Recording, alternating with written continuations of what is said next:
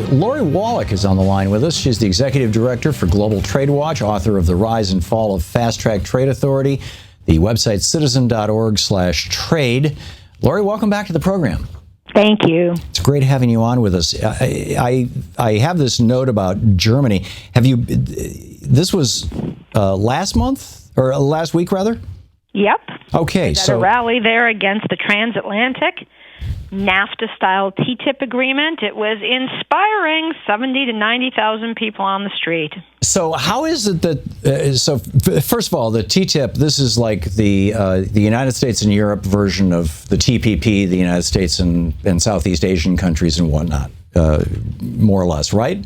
Yes. Okay. So how is it that the average German, and you make this note, you say, except when I'm grilling my German counterparts about how they managed to make investor-state dispute settlement a topic of broad German public understanding and outrage that gets discussed in coffee shops and grocery stores, senior centers, university campuses, and even at Oktoberfest.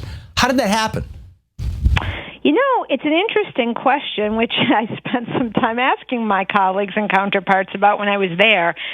The investor-state dispute settlement system is so fundamentally outrageous. The notion that a individual foreign company would be elevated to the same level as a whole government, the government of the United States of America, could be dragged by some individual company before a tribunal of 3 private attorneys, not a court, not judges, who could determine that we, the taxpayers, have to pay billions because that particular company says some government action, some government law, doesn't matter if it applies equally to domestic firms, doesn't matter if it's been approved by our courts, that violates the new foreign investor rights and an agreement that this foreign investor says now that company has. Well, the story of that became very clear in Germany when they actually lost a case. And that is a situation where an energy company from Sweden got millions paid by German taxpayers because they didn't want to follow the same rules and regulations about coal-fired power plants that German energy companies did. That's that case called the Vattenfall case.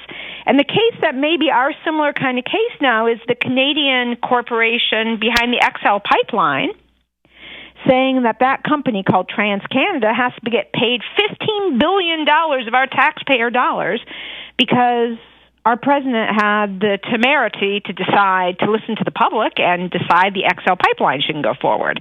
Right. And that's a NAFTA case.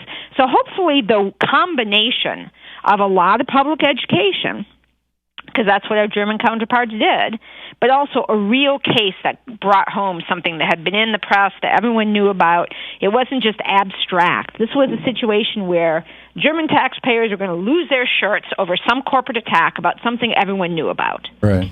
But the case with TransCanada, I don't think most Americans, in fact, I would think 99 out of 100 Americans have no idea that case is even being contemplated, much less might go forward, or the mechanism by which it would act. And I'm wondering if that might be because our media is so corporate and so consolidated. If you go over to the website theyrule.net, which has a database of the boards of directors of all the large corporations in America, and you pull up the media companies, and then you pull up, pick your industry, other industrial giants, you discover that they all have interlocking boards. I mean, you could take 100 companies and literally daisy chain them. Is that why our media is not discussing these topics? Because they are interlocking with other companies who are going to benefit from this? I'm sure that there is some element of that. It is certainly the case that the European press has been covering more thoroughly the TTIP than the U.S. press has been covering, say, the TPP. Right. Or the TTIP. But I think there was also in Europe, to start with, to get to that level where there was a huge public debate that had to get covered, there was a lot of person-to-person education, direct email communication from different organizations, and I think it is on us to try and make that XL pipeline story something widely known and that makes people as infuriated as the similar case did in Europe. Yeah. So where is that case at right now, then? The XL pipeline. Yeah.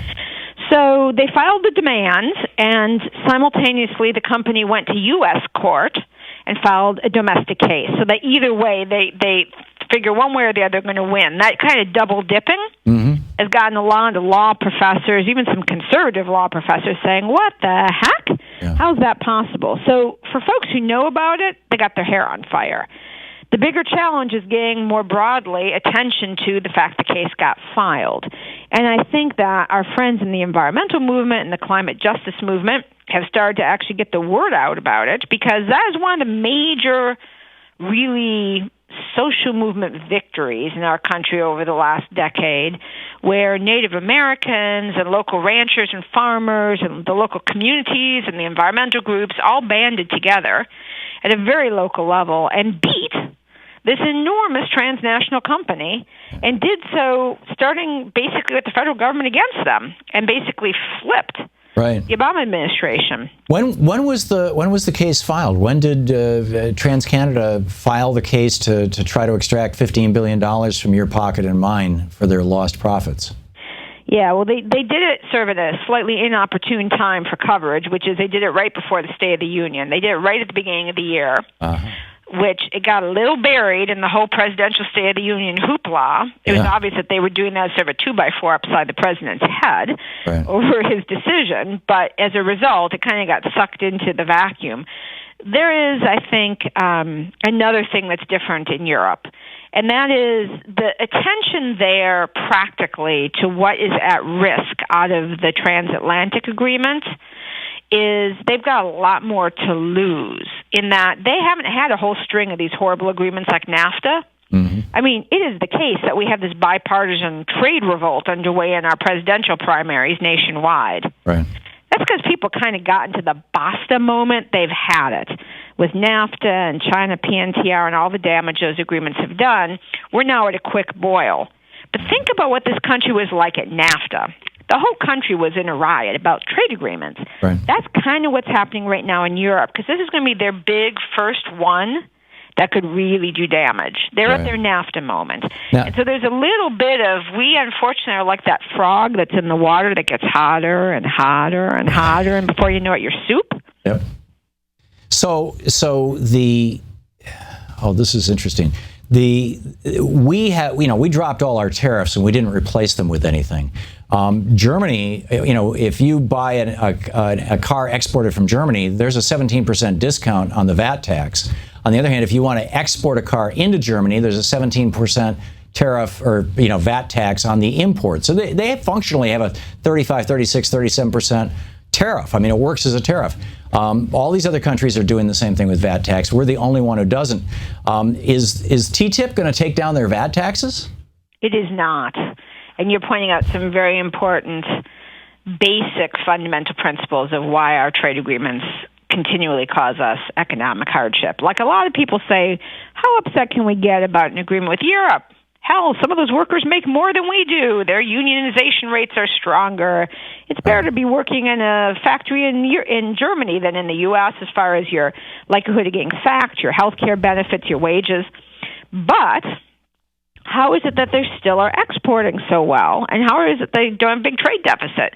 And that VAT tax that you're mentioning, and for folks, what that means is it's called a value-added tax.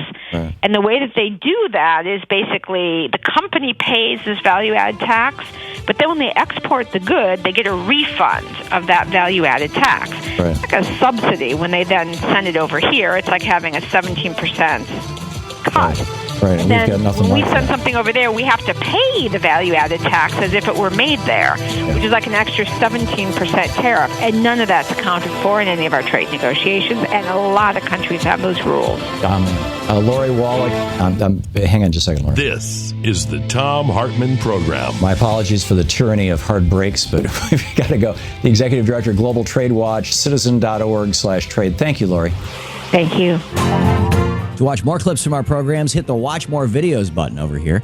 And please be sure to hit the handy-dandy subscribe button so you'll always be up to date. Tag, you're it.